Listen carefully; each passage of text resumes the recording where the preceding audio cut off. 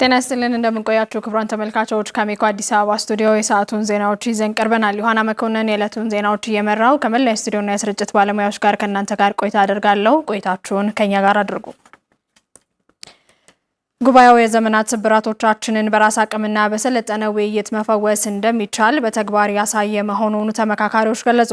ምክክሩ የተዛቡ ትርክቶችን በማረም ወደ ተግባር ያመጣ መሆኑንም ገልጸዋል። ኢብራሂም መሐመድ አነጋግሯቸዋል፣ እንደሚከተለው ይቀርባል። የነበረን እይታ ሮንግ ፐርሰፕሽን ነበረኝ።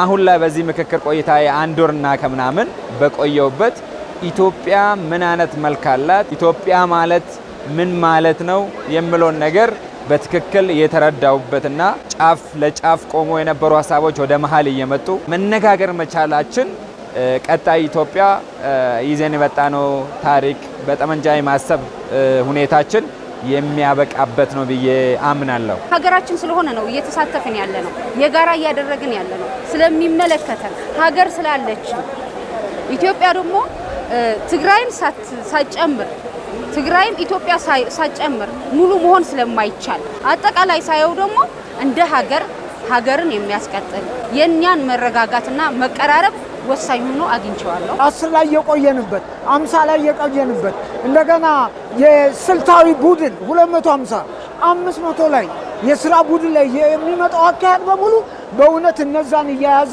እየተዋወቅንበት እውነትም በጣም ሀገራችን መልካም ግንባታ መልካም ተስፋ ያላት መሆኑን በትክክል ተረድተናል። ይሄ ምክክር ለመግባባት ነው እዚህም የመጣ ነው። ዋና ዓላማም መግባባትን መፍጠር ነው። ለኢትዮጵያ ይበጃል የሚለውን እስከዛሬ ከታሪክ ከትርክት የሚያከራክሩን የሚያፋጁን ያልተግባባንባቸው ነገሮችም ቢሆኑ እንዳልተግባባንባቸው ተግባብተን ለትውልድ በተለያየ ጥናቶች በተለያየ ኤክስፐርቶች በተለያየ የሀገር ተሞክሮች ታይቶ እንዲፈቱ አቅጣጫ አስቀምጠናል። እዚሁ የሚፈታ እዚሁ ይፈታል። አንዳንድ ችግሮች ነው ተብለው የተያዙ ሀሳቦች ደግሞ የሚመለከተው አካል የሚያየው ይኖራል። ቀጣይ ደግሞ ትውልድ የሚፈታውም ችግሮች ይኖሩናል። በየመጣንበት ማህበረሰብ የነበረውን ሂደት ማስረዳት፣ ለኢትዮጵያ ያላትንም ተስፋ መናገር፣ የዚህ ዶክመንት የመጣበትን ሂደት እና ትራንስፓረንትሊ ተሰርቶ የመጣውን ነገር ከመጣንበት ማህበረሰብ ማስረዳት ከተቻለ ቀጣይ ለኢምፕሊሜንቴሽን ለሚደረጉ ነገሮች መንገዱ በጣም ስሙዝ ይሆናል የሚል እምነት ነው ያለኝ። በቀጣይ እንደ ባህል ሆኖ እንዲቀጥልና ሀገራችንን ሰላም ያሰፍንልናል ብዬ አምናለሁ ማለት ነው። በእርግጠኝነት አሁን ያለ ተሳታፊ ሁሉ ሀገሩን ሰርቶ አንድ አድርጎ ይወጣል የሚል እምነት አለ። ተቋማት እነዚህ ተቋማት ዝም በብዛት ሳይሆን በጣም እነዚህን የሚተገብሩ ተቋማት የህግ ማዕቀፍ ተደርጎላቸው መሬት ላይ ወርደው በስራ እንዲተረጎሙ ነው የጋራ አቋማቸው። ጥራት ያለው የሙዝ ምርት ለውጭ ገበያ ማቅረብ እንደሚገባ የግብርና ሚኒስቴር አስታወቀ። የኢትዮጵያ አበባ አትክልትና ፍራፍሬ ሆርቲካልቸር አምራች ላኪዎች ማህበር ያዘጋጀው ሀገር አቀፍ የሙዝ ጉባኤ በአዲስ አበባ ተካሂዷል። ሰለሞን አሰፋ ተጨማሪውን ይዟል። እንደ ሀገር የሙዝ ምርት መጠን እያደገ ይገኛል። በዘርፉ በተለያዩ ክልሎች የሚገኙ ሞዴል አርሶ አደሮች በየዓመቱ በሄክታር ከ400 እስከ 450 ኩንታል በኢንቨስትመንት ደረጃ ደግሞ እስከ 500 ኩንታል ምርት ማግኘት እየቻሉ ነው። የሙዝ ምርት ጥራት ላይ ትኩረት ያደረገ ሀገራዊ ጉባኤም ተካሂዷል። ጉባኤው የሙዝ እሴት ሰንሰለት ድህረ ምርት አያያዝ የዓለም አቀፍ ገበያ ላይም ትኩረት አድርጓል። በጉባኤው ላይ አሚኮ ያነጋገራቸው አምራቾች መድረኩ የተሻለ እድልን ፈጥሮልናል ብለዋል። እንደዚህ አይነት መድረኮች በጣም አስፈላጊ ናቸው። ማለት ብዙ መድረኮች ላይ ተሳትፈናል። ይሄ ግን ስፔሲፊካሊ ስለ ሙዝ ስለሆነ የሀገራችንን ሙዝ እንዴት እናስፋው፣ እንዴት ተደራሽ እናድርገው፣ እንዴት ኤክስፖርቱን እንድረስ የሚል ነው። እንደኛ አይነት ማኒፋክቸሪንግ ኢንዱስትሪዎች በሰፊው ቢኖሩ የሚወድቅ ነገር አይኖርም ማለት ነው። የአግሪካልቸር ሚኒስትርም ያው በዚህ በኩል ሰፖርት እንደሚያደርጉም በደንብ ተወያይተናል።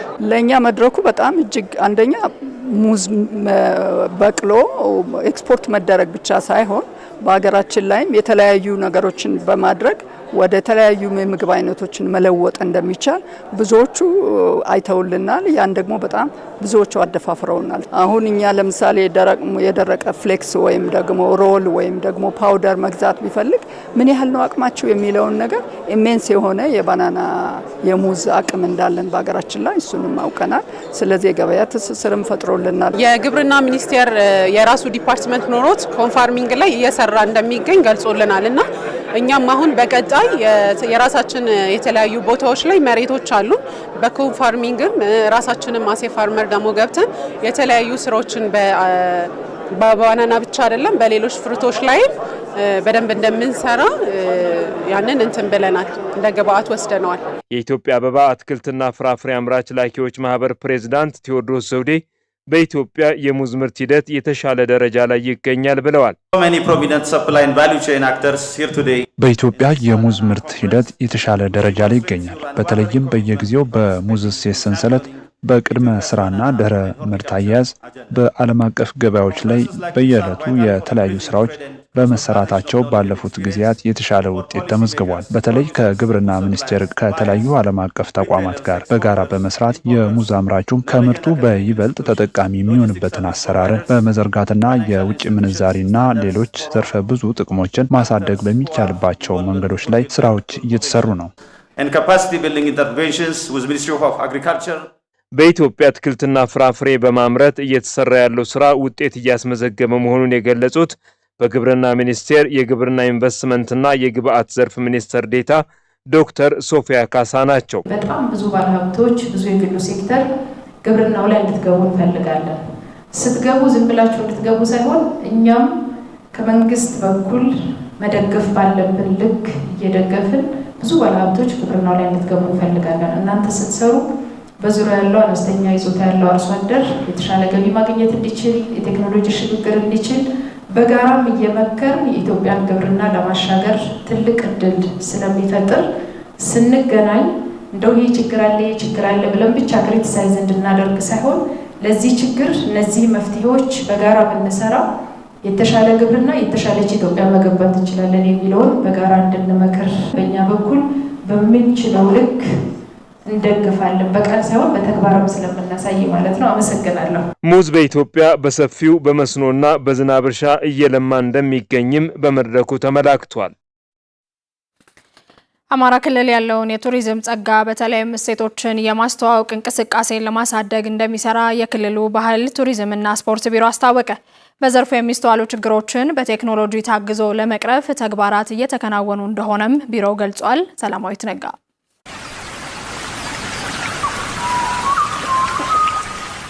በሚዳሰሱ ቅርሶችና የማይዳሰሱ እሴቶች የታደለው የአማራ ክልል ባለው ሀብት ልክ ከቱሪዝሙ ተጠቃሚ እንዳልሆነ ይነገራል። የመዳረሻ ስፍራዎች ለጎብኚዎች ምቹ አለመሆን፣ የመሰረተ ልማት ችግሮች እንዲሁም በበቂ ሁኔታ አለመተዋወቃቸው በዋና ምክንያትነት ይጠቀሳል። እነዚህን ችግሮች በመፍታት የቱሪዝም ዘርፉን ለማሳደግ እየተሰራ መሆኑን የአማራ ክልል ባህል ቱሪዝምና ስፖርት ቢሮ የቱሪዝም ልማት ዳይሬክተር መልካሙ አዳም ገልጸዋል። የፕሮሞሽን አሰራራችንን ከፍ ባለ ደረጃ በወቅቱ በሚፈልገው ቴክኖሎጂ ደረጃ ለመስራት እየሰራ እንገኛለን። እንግዲህ በሂደት የሚቀረፍ ይሆናል ማለት ነው። ችግር መሰረተ ልማቶችን ለማሟላት ከሚመለከተው አካላት ጋር በትብብር እየሰራ እንገኛለን። በተለይ የመንገድ መሰረተ ልማት ነው አብዛኛዎቹ። እነዚህ እንዲሟሉ በየአካባቢው ካሉ የመንገድ ጉዳይ የሚመለከታቸው ተቋማት ጋር በትብብር በኮላቦሬሽን እየሰራ እንገኛለን። የፌዴራል የመንገድ ትራንስፖርትም እንደዚሁ በክልላችን ያሉ አንዳንድ ቦታዎችን ለማህበራዊ ኢኮኖሚ አገልግሎት ተብሎ የሚሰሩ መንገዶች እግረ መንገዳቸውን ለቱሪዝም ዘርፍ እንዲሆኑ አብረን በትብብር እየሰራ እንገኛለን። በየአመቱ ለምሳሌ በዚህ አመት ወደ 500 ኪሎ ሜትር በላይ መንገዶችን የማስተካከል ጥርጊያዎችን የማስተካከል መስህብ ቦታዎችን ተደራሽ ማድረግ ስራ አቀለን የሰራነው ነው። በተለይ ክልሉ ያሉትን በርካታ ማህበራዊና ባህላዊ ሴቶች ለተቀረው ዓለም ለማስተዋወቅ እንዲሁም ሳይበረዙ ለትውልድ ለማስተላለፍ እየሰራን ነው ብለዋል። የምናሳያቸው አሁን በደንብ ወደ ገበያው እየመጡ በደንብ እየታዩ ያሉት በዓላት ድሮ ምንም የማይታወቁ የነበሩ እነዚህ በዓላትን ለቱሪስት ለማቅረብ ብቻ ብለን አይደለም የምንሰራቸው። ትውልዱ ማወቅ አለበት። ብዙ ጠቃሚ የሆኑ እሴቶች አሉት በውስጡ ሲከበር በዓሉ። አብዛኛዎቹ በአማራ ክልል የሚከበሩ የአደባባይ ክብረ በዓላት ህብረተሰብን የሚያሰባስቡ ከመሆናቸው ጋር በተነሳ ካላቸው ሃይማኖታዊም አስተዋጽኦ በላይ ለማህበሩን መተሳሰር፣ ለአንድነት፣ ለፍቅር፣ ለሰላም የሚኖራቸው አስተዋጽኦ በጣም ከፍተኛ ነው። ስለዚህ እነዚህንም እኛ በመለየት ደምቀው እንዲከበሩ የማድረግ ስራዎችን ከሚመለከታቸው ሀገራት ጋር በትብብር እየሰራ እንገኛለን ማለት ነው። በአማራ ክልል የቱሪዝም ዘርፉ በተጠናቀቀው የ2018 በጀት ዓመት 15 ቢሊዮን ብር ገቢ ማስገኘቱንም ተናግረዋል። ከ19 ሚሊዮን በላይ ቱሪስት የዶሜስቲክ ቱሪስት ወይም የሀገር ውስጥ ቱሪስቶች የሃይማኖታዊና የክብረ በዓላት ተጓዥን ጨምሮ ማለት ነው ወደ ብዙ መዳረሻዎቻችን መጥተው ነበረ። የውጭ ሀገር ቱሪስቱም ከ58000 በላይ የሚሆን የውጭ ሀገር ቱሪስት በክልላችን መዳረሻዎች አካባቢ ተገኝተው ነበር። በጠቅላላው የቱሪዝም ሴክተሩ በዚህ ዓመት እንደ ክልል ከ15 ቢሊዮን ብር በላይ አንቀሳቅሷል። ይሄ አንዱ የቱሪዝም ሴክተሩ እድገትና አስተዋጽኦን አመላካች ነው። ሌላው በየመዳረሻዎች አካባቢ እየተገነቡና ወደ ስራ እየገቡ ያሉ የቱሪዝም አገልግሎት ሰጪ ተቋማት እነዚህም የስራ ዕድል በመፍጠር የገቢ ምንጭ በመሆን ለአካባቢ ህብረተሰብ ከፍተኛ አስተዋጽኦ ያበረከቱ ይገኛሉ ማለት ነው። ቅርስና ሴቶችን የማስተዋወቅ ስራ ዘመኑ በሚጠይቀው ቴክኖሎጂ በመታገዝ እንደሚሰራ የአማራ ክልል ባህል ቱሪዝምና ስፖርት ቢሮ የቱሪዝም ልማት ዳይሬክተሩ መልካሙ አዳም አመላክተዋል። ክቡራን ተመልካቾች እየተከታተላችሁ የምትገኙት ከአሚኮ አዲስ አበባ ስቱዲዮ ወደ እናንተ እየደረሰ ያለውን የዕለቱን ዜናችንን ነው። ቀጥለናል። ዝንባሌና ተሰጥኦን መሰረት ያደረገ ድጋፍ ልጆቻቸውን ለጥሩ ውጤት እንዳበቃላቸው የ8ኛ ክፍል ከፍተኛ ውጤት አስመዝጋቢ ተማሪ ወላጆች ተናገሩ። በደብረ ብርሃን ከተማ በ2018 ሀገር አቀፍ ፈተና ከወሰዱ ተማሪዎች ውስጥ ከ60 በመቶ በላይ የሚሆኑ ግማሽና ከዛ በላይ ውጤት አስመዝግበዋል። ለዓለም ላይ ኩን ተጨማሪ አለው። ተማሪ ማዕዶት ሙሉቀን ትባላለች። በ2018 ዓ.ም የ8ኛ ክፍል ሚኒስትሪ ፈተና ወስዳ 98.06 አማካኝ ውጤት በማምጣት በአማራ ክልል ከተፈተኑ ተማሪዎች አምስተኛውን ከፍተኛ ውጤት አስመዝግባለች። ይህ ውጤት በሰሜን ሸዋ ዞንና በደብረ ብርሃን ከተማ አስተዳደር ከተፈተኑት ደግሞ ከፍተኛው ውጤት ነው። ይህን ያክል መጨናነቅ ዓመት ባይሆንም ያው ከሌላው ዓመት ይልቅ የተወሰነ የጥናት ጊዜዎችን በርከት አድርገን ስለነበር የተወሰነ ከበድ ያለ ዓመት ነበር። ከሀገራችን ከጥንት ጀምሮ በጣም ሲተገበር የኖረውን በእጽዋት ሕክምና ሳይንስ ከዘመናዊ ጋር አስተባብሮ በደንብ ማጥናት እሱ ነው የሚፈልገው የእጽዋት የመድኃኒት ሳይንስ።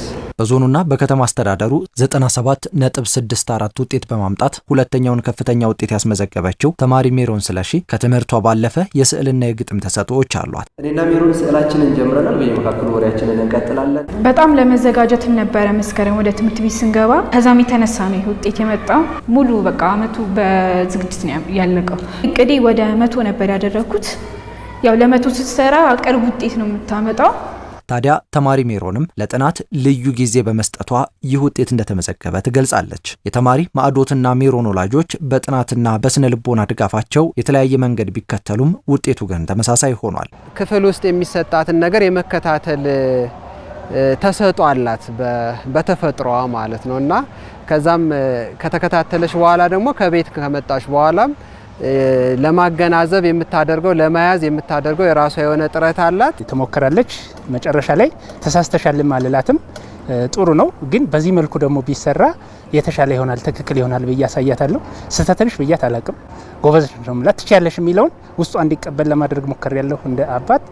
ያንን ደግሞ ተቀብለዋለች። በደብረ ብርሃን ከተማ አስተዳደር ትምህርት መምሪያ የፈተና አስተዳደርና ዝግጅት ባለሙያው ጓለ ደመቀ 2860 የ8ኛ ክፍል ተማሪዎች በ2018 ዓ.ም ተፈትነው 1760 ተማሪዎች 50ና ከዚያ በላይ ውጤት እንዳመጡ ተናግረዋል። መምሪያውም የተሻለ ውጤት እንዲመዘገብ የይዘትና የስነ ልቦና ድጋፎችን ሲያደርግ እንደነበር ነው የገለጹት። በሁሉም ትምህርት ቤቶቻችን ላይ ለተማሪዎቻችን የስነ ልቦና ድጋፍ በባለሙያዎች ድጋፍ ተደርጎላቸዋል።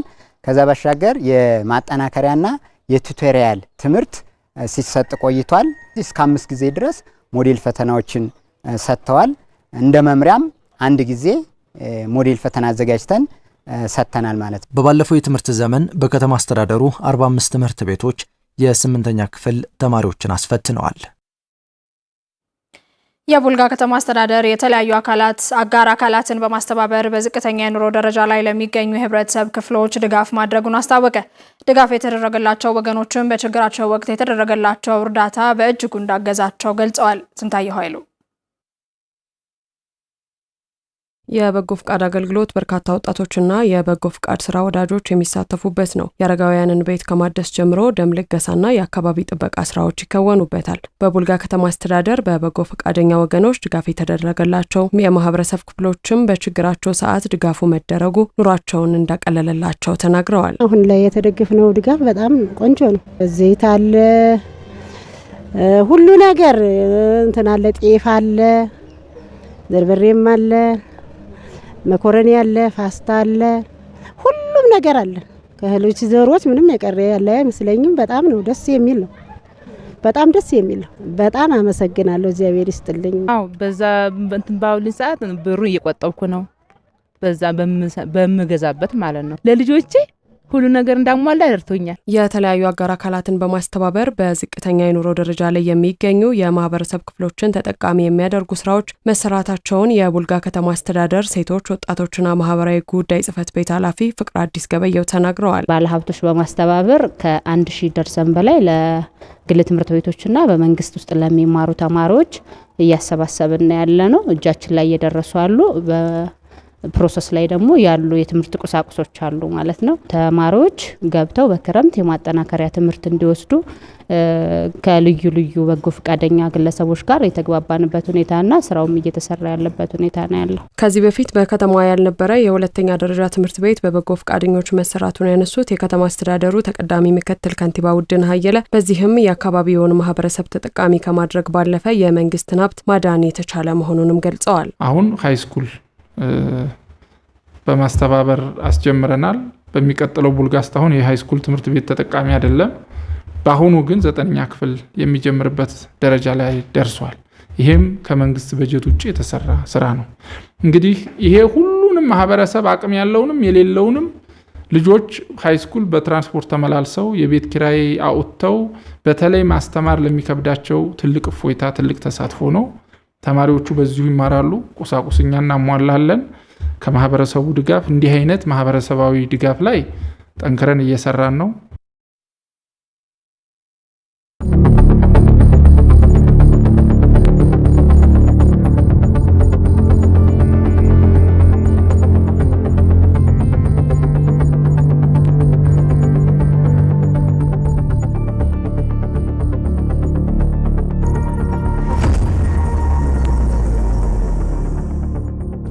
ወደ ሉላ ኢትዮጵያ የዜና አምዳችን አለፍን።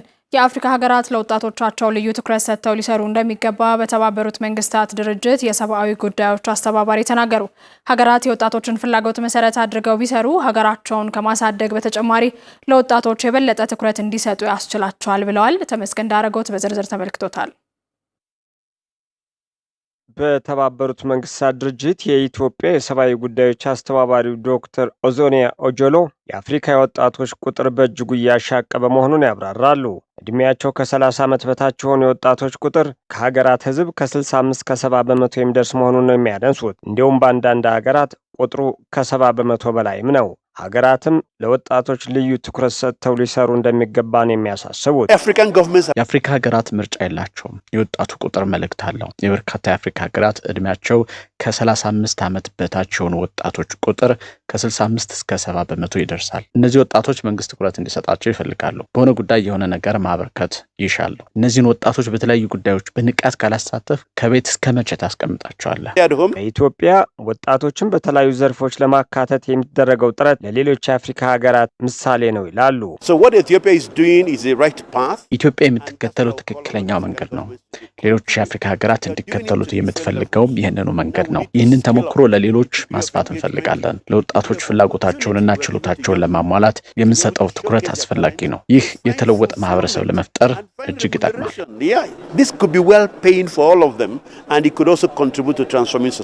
ወጣቶች የሀገራት የነገ መሪዎች በመሆናቸው በአመራር ቦታና በኢኮኖሚው ዘርፍ ማሳተፍ እንደሚገባ የተባበሩት መንግስታት ድርጅት የኢትዮጵያ የሰብአዊ ጉዳይ አስተባባሪው ዶክተር ኦዞኒያ ይገልጻሉ።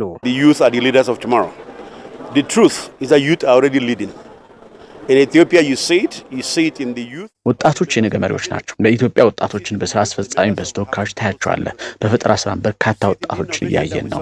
የወጣቶች ፎረም ችሎታቸውን ለማሳየት ያስችለናል። ፈጠራዎችንም ሲሰሩ እንመለከታለን። ፈጠራዎቻቸው ኢትዮጵያንም አፍሪካንም የሚለውጡ ናቸው። የወጣቶች ጉባኤዎች ወጣቶች እንዲታዩ ያደርጓቸዋል። የግልና የመንግስት ድርጅቶች፣ የፋይናንስ ተቋማት ለወጣቶች መለወጥ ሚናቸውን መወጣት ይገባቸዋል።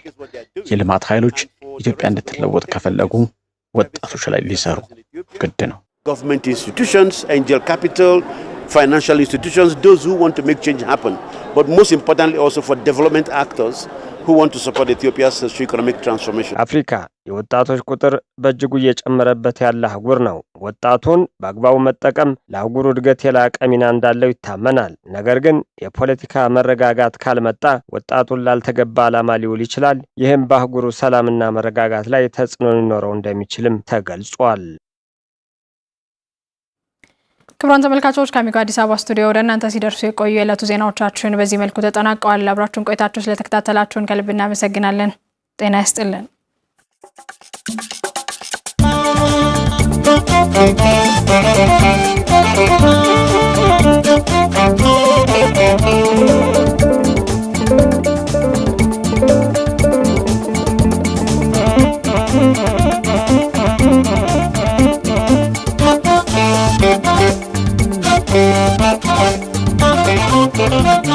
Thank you.